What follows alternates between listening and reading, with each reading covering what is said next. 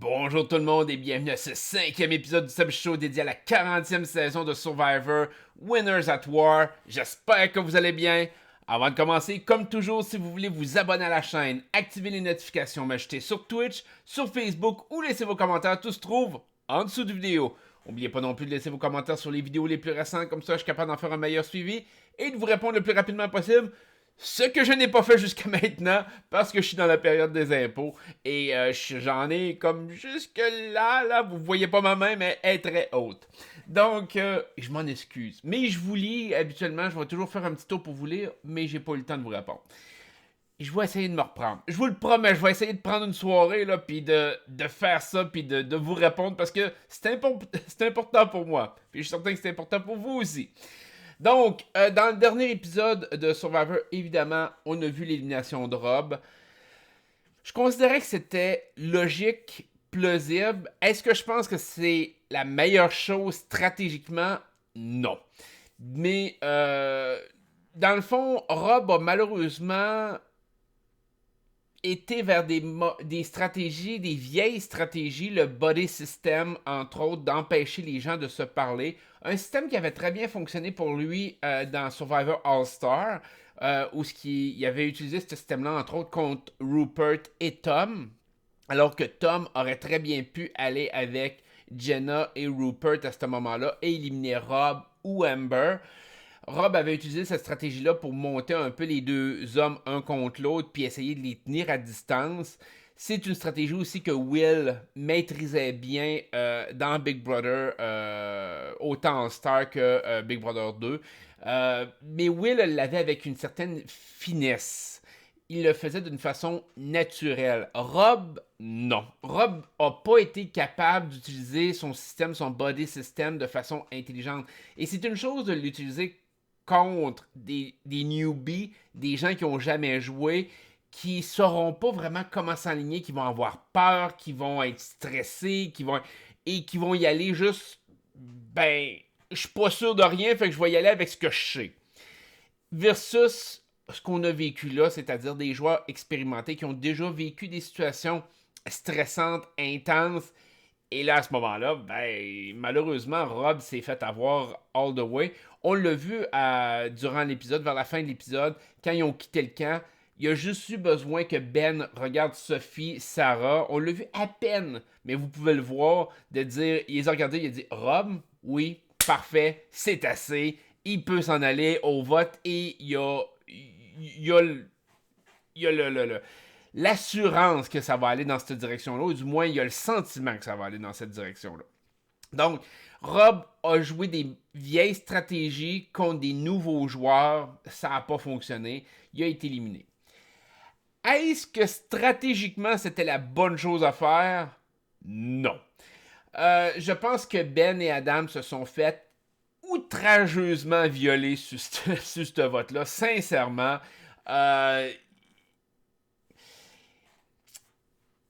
c'est pas parce que je voulais que Rob nécessairement reste dans le jeu ou que Rob jouait une bonne game jusqu'à maintenant. Je pense pas.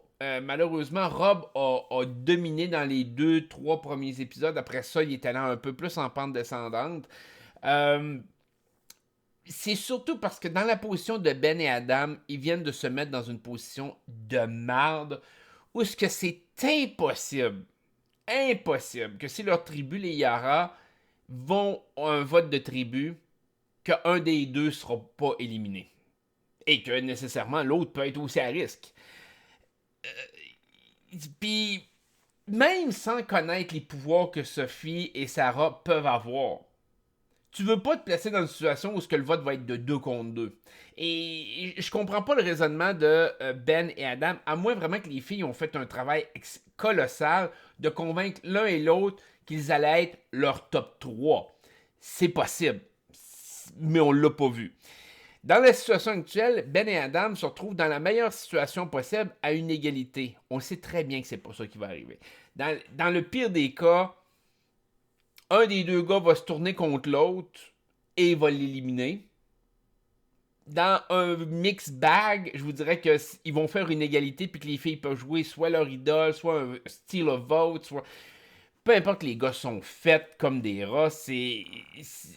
Et je vous dis pas que stratégiquement, c'est pas ça qui serait arrivé de toute façon contre Rob, parce que les filles auraient joué les idoles, auraient peut-être joué le Steel of Vote, mais au moins ils auraient joué le pouvoir.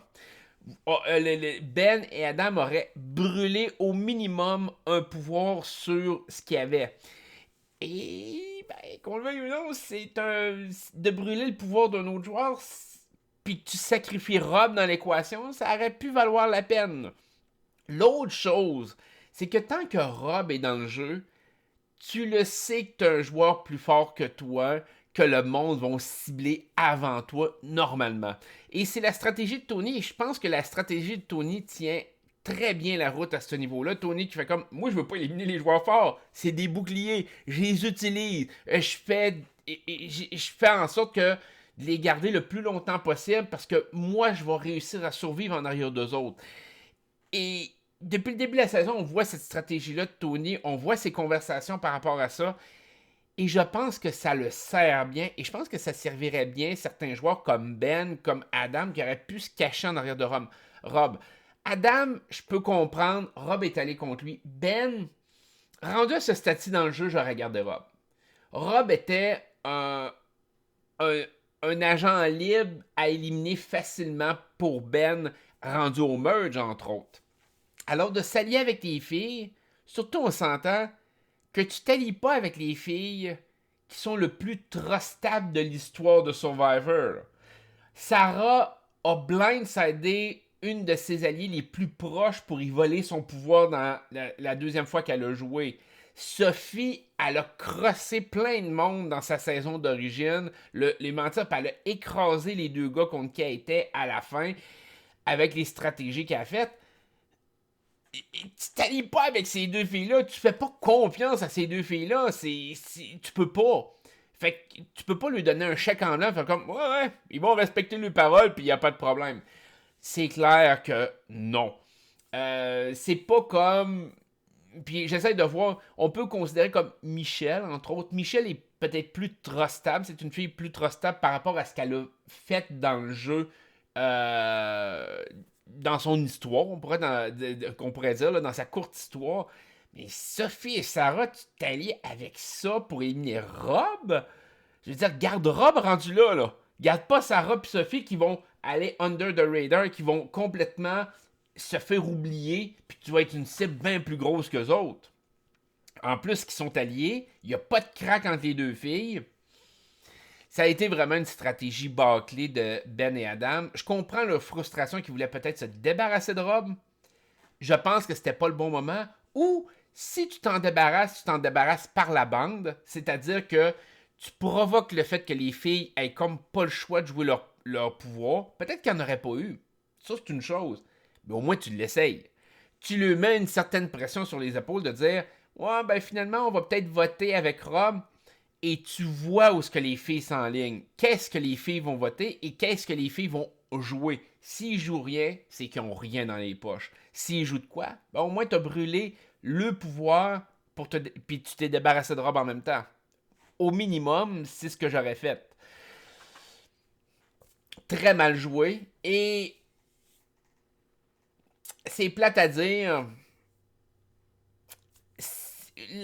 Dans le prochain épisode, il y a deux équipes qui vont qui vont éliminer un joueur.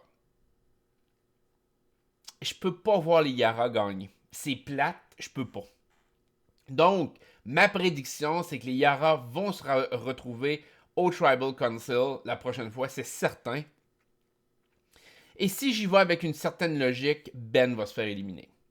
Adam peut se faire éliminer aussi, dépendamment des raisons. Est-ce qu'ils vont vouloir éliminer le joueur le plus faible pour conserver un joueur plus fort? Adam est très faible quand même sur le côté compétitif. Ben est pas présent beaucoup dans les épisodes, fait que je tendrais à m'enligner sur Ben pour être celui qui va être éliminé des Yara. Mais il y a une chance que Adam le soit, dépendamment de ses performances, dépendamment de ce qui arrive.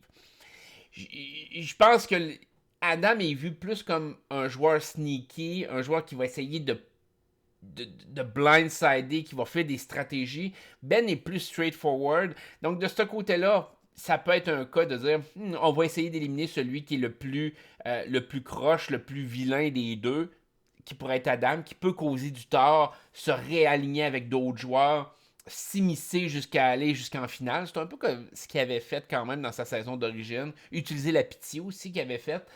Euh, mais mais s'ils veulent éliminer un joueur fort, ils vont éliminer Ben. Puis ça irait avec l'histoire de Ben, c'est-à-dire une histoire qui jusqu'à maintenant n'a pas volé très très haut, malgré que Ben était un excellent joueur dans les dernières saisons, et c'est ce qui est dommage. On n'a pas rien vu de Ben en tant que tel. Ben a, a rien fait d'intéressant, c'est plate, mais c'est ça. Fait que moi j'adorais Ben dans sa saison d'origine, je rootais pour Ben. Cette fois-ci, Ben me laisse indifférent pas mal, c'est plate, mais c'est ça. Et j'ai l'impression que c'est un peu ce que la production veut, c'est que on s'en fout un peu parce que ça sera pas un joueur de premier plan.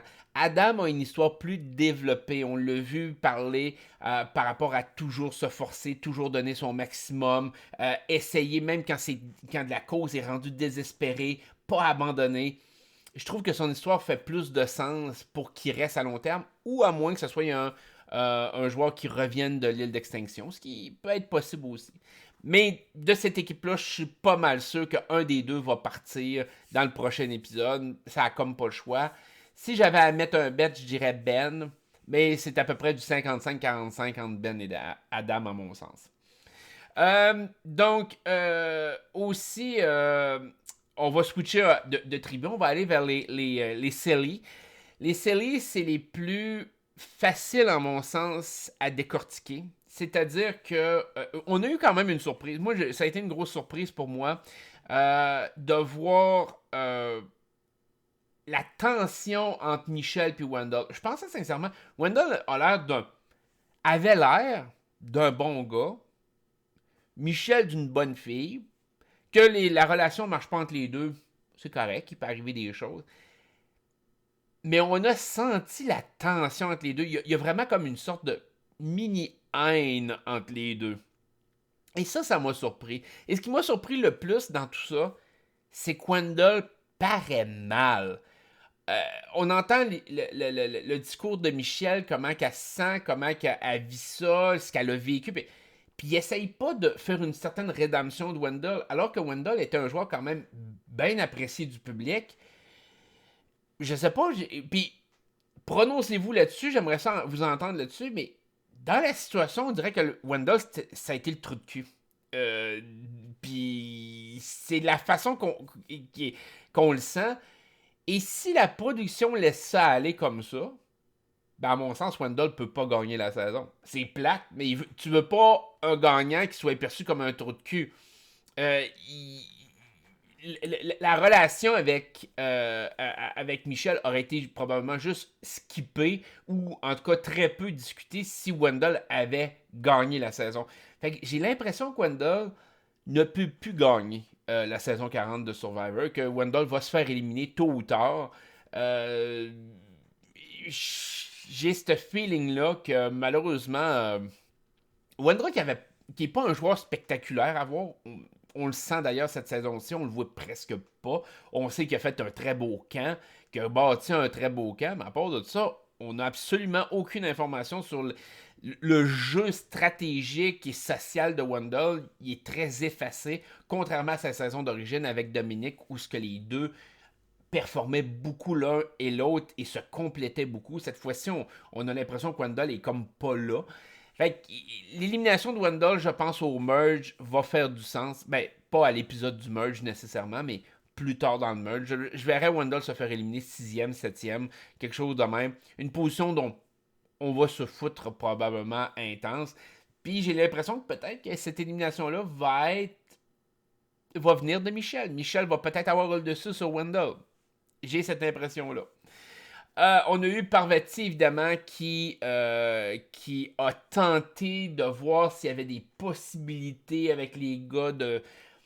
Puis je pense qu'elle s'en est rendu compte. Il n'y a aucune façon de briser les trois gars. Yule, Nick, Wendell sont comme ça. Ils ont la majorité avec la tribu. Ils ont une certaine majorité avec les Dakar overall, ils sont en puissance avec les personnes qui sont. Je les vois pas bouger de cette position-là.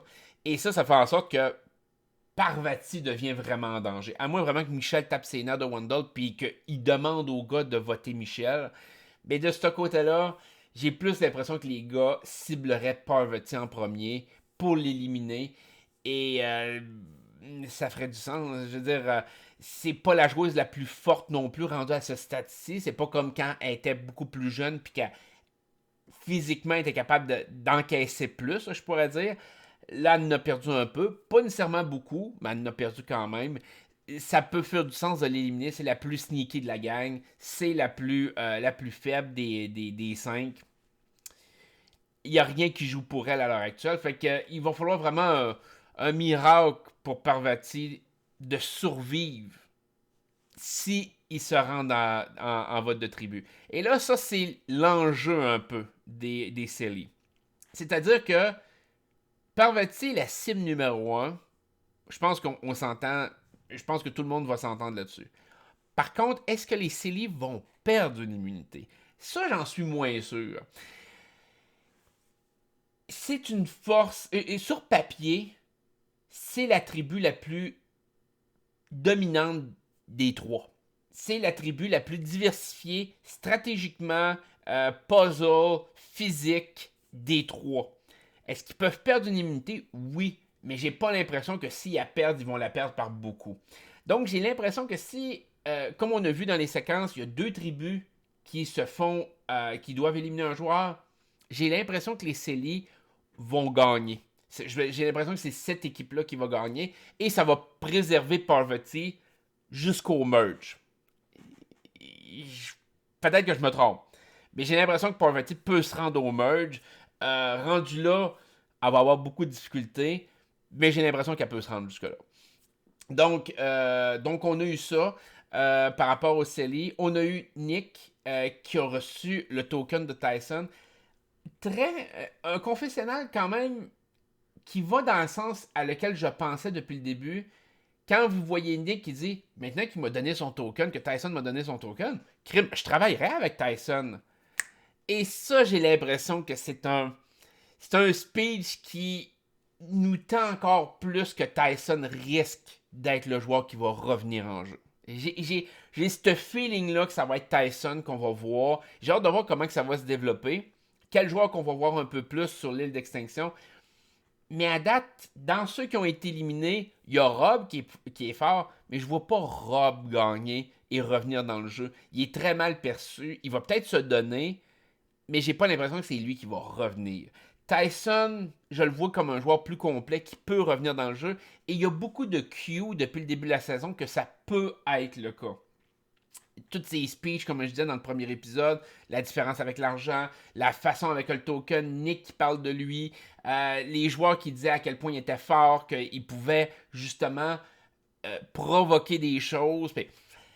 Et j'ai l'impression que ça s'enligne que Tyson va être celui qui va revenir ultimement, du moins peut-être la prochaine fois ou peut-être à la fin du jeu. C'est dur à dire, mais le prochain, j'ai l'impression que Tyson peut revenir facilement en jeu. Est-ce qu'il va survivre?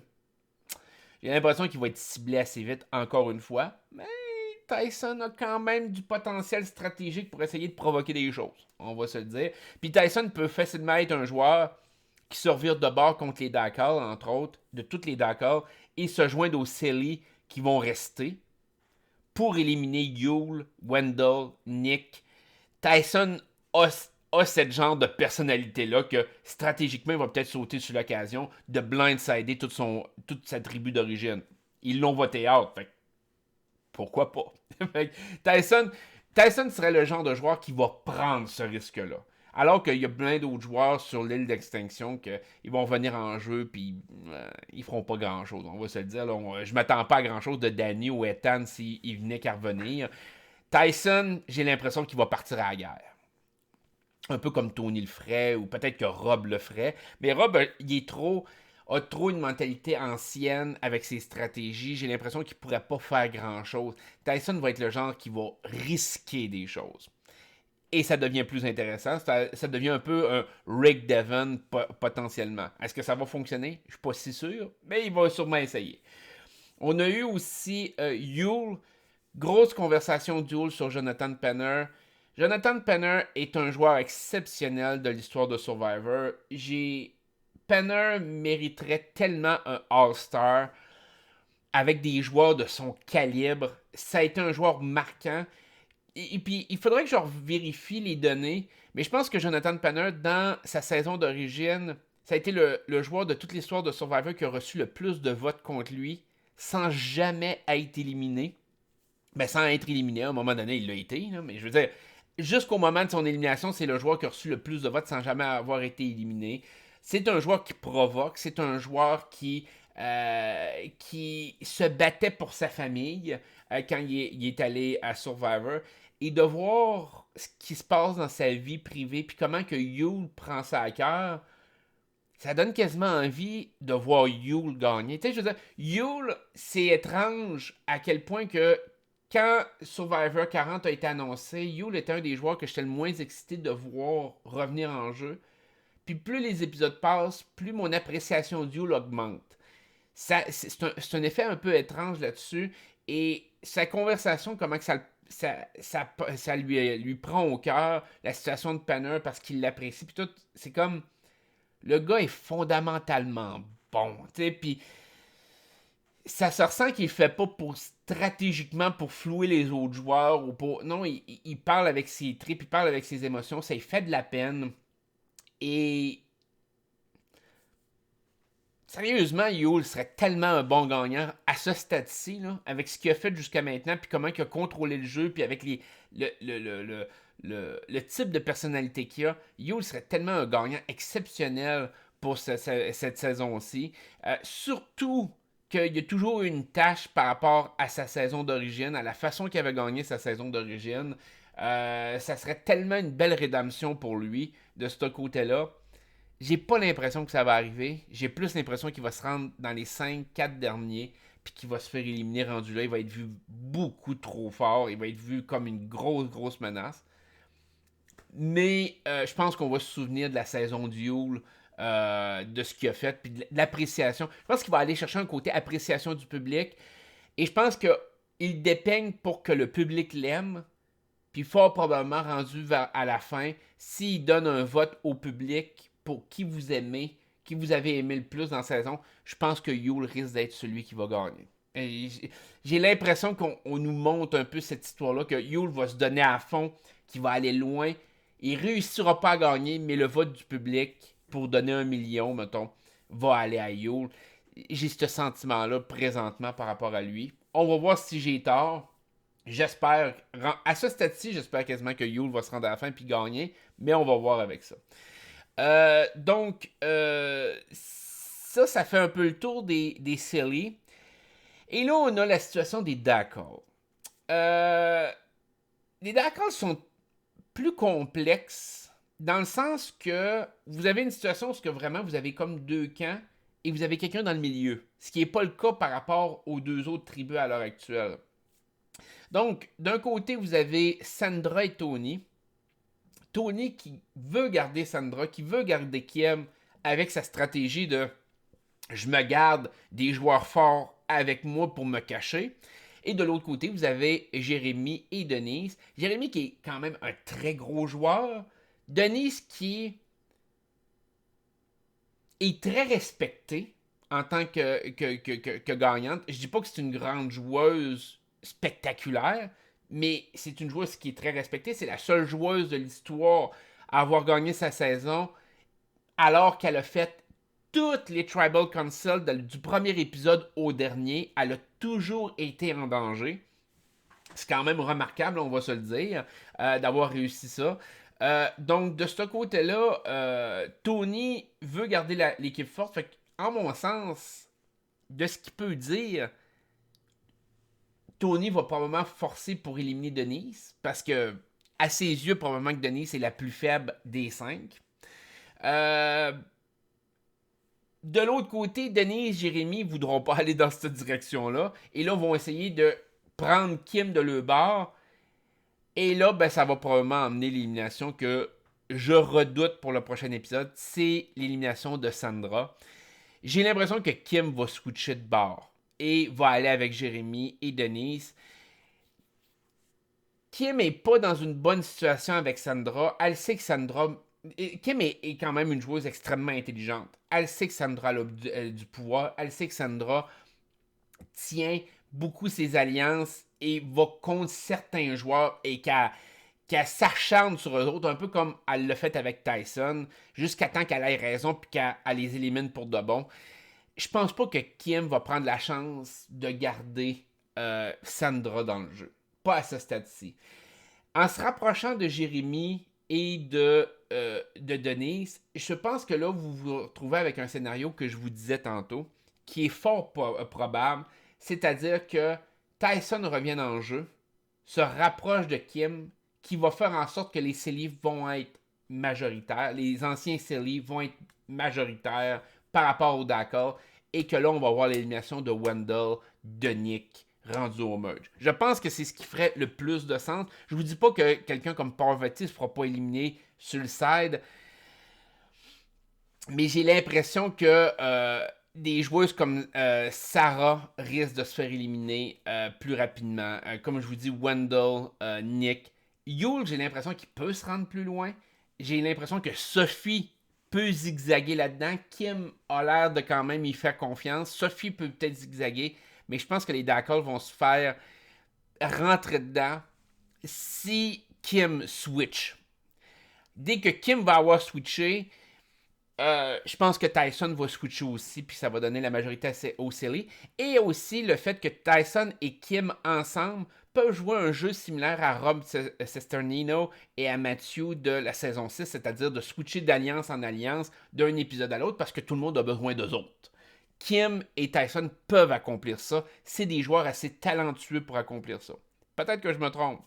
Mais ça serait une stratégie qui serait valable. L'autre scénario, c'est que si c'est pas Sandra qui se fait éliminer des Dakar, c'est Kim qui se ferait éliminer. Si l'offre de Tony, par exemple, Tony approcherait Jérémy et Denise pour dire on élimine Kim, on est prêt à la sacrifier, ça peut faire du sens aussi. Je pense que Jérémy et Denise, s'ils n'ont pas une confirmation hors de tout doute de Kim qu'elle est de leur côté, ben rendu là, l'éliminer elle fait du sens à leurs yeux et ça peut emmener une dynamique différente. Je vois pas Jérémy et Denise se faire éliminer à court terme. Je pourrais voir peut-être Kim rejoindre quand même Sandra et Tony et que Denise utilise son idole. Ça, c'est une autre possibilité. Mais là, ça, c'est l'autre situation. Les Dakar sont spéciales à l'heure actuelle parce qu'il y a 4 joueurs sur 5 qui ont des idoles. Et ça, j'ai hâte de voir comment ça va jouer. Parce que Sandra a encore une idole. Je pense que l'idole est encore effective. Je pense. Jérémy a un skip of vote, fait qu'il peut sacrer son camp du Tribal Council. Il n'a même pas besoin de se présenter au Tribal Council. Il peut sacrer son camp. Puis ça a été transféré par Nathalie. Fait que lui, il est safe. Denise a son idole. Et Kim a une idole. Fait que si ça commence à jouer les idoles, ça va être épique. Parce que la seule personne qui n'est pas protégée, c'est Tony. Et ça serait tellement ironique que le gars qui ne fait que courir des idoles, qui cherchait des idoles à plein dans les deux dernières saisons qu'il a joué, qui a pas arrêté de jouer le bag of tricks avec les idoles qu'il trouvait, puis des choses comme ça, soit le gars qui se fait blindsider alors que toute sa tribu ont des idoles autour du cou. Ça serait drôle. Plate pour tourner parce que Cyril l'a déjà vécu. Et c'était poche à voir. Dans le sens que c'est drôle, il y a un côté intéressant à voir ça se dérouler, mais d'un autre côté, pour le joueur qui a aucune idole pour se protéger, c'est poche en sacrifice. T'sais, c'est comme, ouais, ben on est tous protégés sauf toi, fait que c'est toi par défaut qui se fait éliminer, puis Cyril l'a vécu, et les fans n'avaient pas aimé ça. Je pense que ça serait pareil cette fois-ci si ça venait qu'à arriver pour Tony. Je pense que les fans n'aimeraient pas ça. Mais de ce côté-là, c'est tout ça qui va arriver. J'ai l'impression que ça va être beaucoup plus que quelqu'un va se faire blindsider dans l'histoire plus que de jouer des idoles en ligne. Si Sandra, son idole, est plus valide, je pense que Sandra va être celle qui va partir. Si toutes les idoles sont valides, j'ai l'impression que Kim va se faire éliminer parce qu'elle va avoir l'impression qu'elle est en contrôle, puis elle ne le sera pas. Avec l'histoire qu'elle a eue jusqu'à maintenant, je pense que ça ferait du sens si elle se faisait éliminer. Sandra, on la voit quasiment pas, donc encore là, ça ferait du sens. Tony, je le vois pas se faire éliminer. Pas avec le genre de...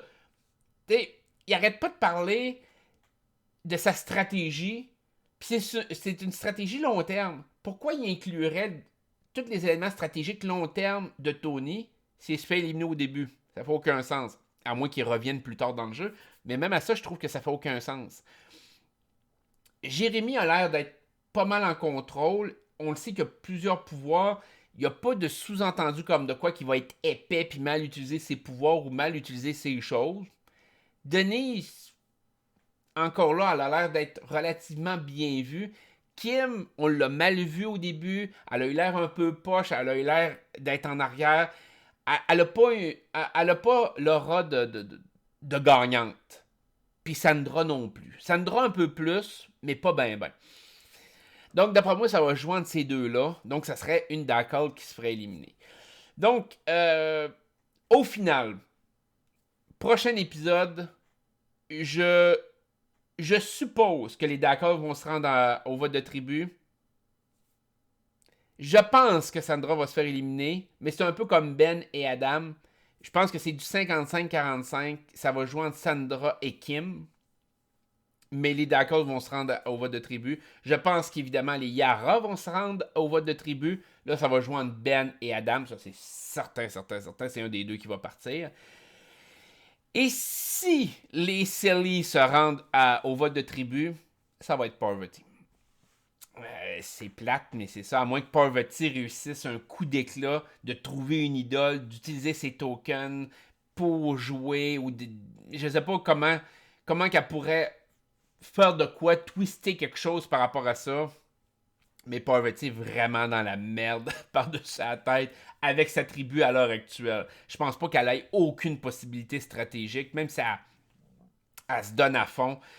Et je pense qu'ultimement, même si c'était l'ancienne Parvati qui flirte et qui se fait aimer de tout le monde, elle pourrait peut-être se sauver le cul, mais Michel se ferait éliminer. Fait qu'elle réussirait peut-être à survivre, mais elle réussirait pas à faire éliminer un gars, un adversaire qui est contre elle. Moi, à mon sens, c'est comme ça que je le perçois. Fait que vous, qu'est-ce que vous pensez qui va arriver? Quel joueur qui va être éliminé? Si vous avez le temps d'écouter cette vidéo aussi avant l'épisode, bien évidemment, ça m'intéresse de le savoir. Sinon, on se retrouve la semaine prochaine. On va diagnostiquer un peu tout l'épisode qui va s'être passé, les deux éliminés. J'ai bien hâte de voir, mais je pense que mes prédictions vont tenir la route. Mais j'adore avoir tort, parce que quand j'ai tort, je m'y attends pas, et ça fait en sorte que ça rend l'épisode bien plus passionnant. Fait que de voir Tony se faire éliminer, je m'y attends pas, ou même Denise se faire éliminer, je m'y attendrais pas. Denise, ça me dérangerait pas tant, mais un coup d'éclat, Wendell se fait blindsider par Yule puis par Nick, ça serait extraordinaire. Mais on s'entend que logiquement, ça fait pas de sens. Fait que je vous souhaite une excellente journée, un gros merci de m'avoir écouté. J'espère que vous avez aimé l'épisode et on se retrouve la semaine prochaine. Bye bye.